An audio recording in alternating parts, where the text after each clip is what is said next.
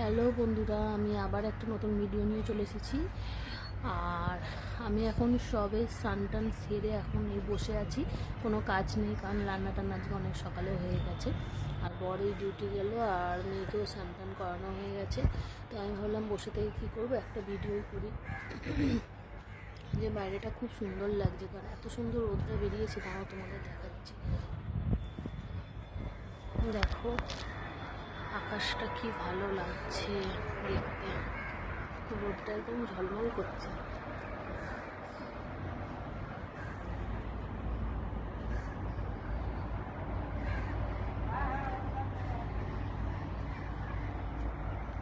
দেখেছ, কালকে আমি ঘরটা একটু গোছাচ্ছিলাম, একটু ঝাড়াঝুড়ি করছিলাম।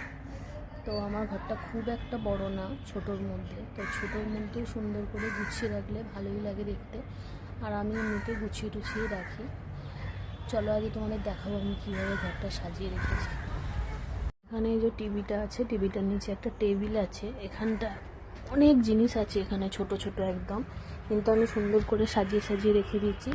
প্রথমে দেখো এখানে অনেকগুলো বডি স্প্রে আছে, এগুলো সব বর যেহেতু ডিউটি যায় দিয়ে, তো আমি এখানে সামনেই রেখে দিয়েছি গুছিয়ে।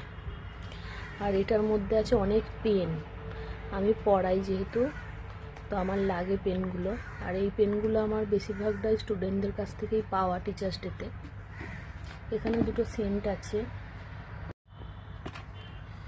আর এইটার মধ্যে মেয়ের সব জিনিস, উল্টো পাল্টা জিনিস এইটার মধ্যে রেখে দিয়েছে, তাও আমি সুন্দর করে গুছিয়ে রেখে দিয়েছি।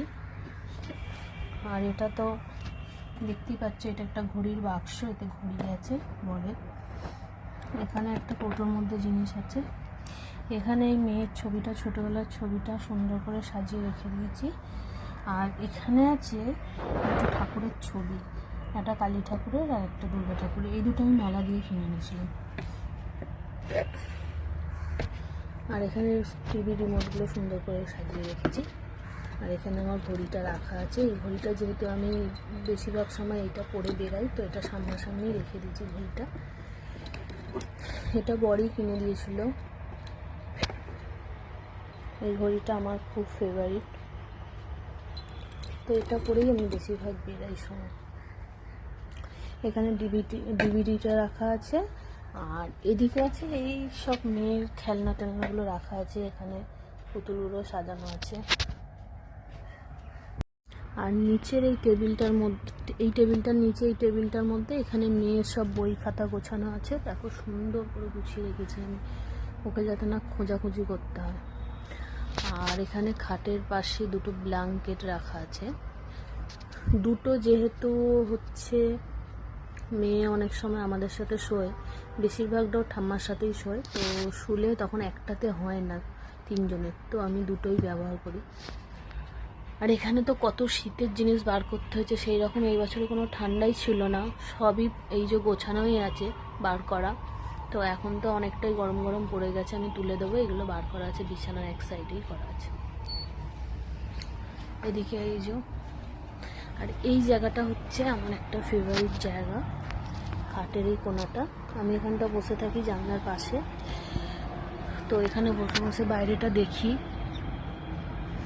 এখান দিয়ে এই যে আমার বাড়ি থেকে সল্টলেক স্টেডিয়ামটা একদম কাছে।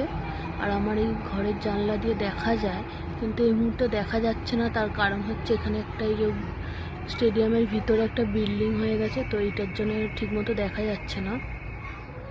আমি এখানটা বসে থাকতাম বিয়ের পরে, যখন প্রথম এখানে যখন বিয়ের পরে আসলাম, তখন সেই রকম তো বাড়ি থেকে বেরাই না, তাও এখানটাই বসে থাকতাম আমি জানলার কাছে, বসে বসে বাইরেটা দেখতাম।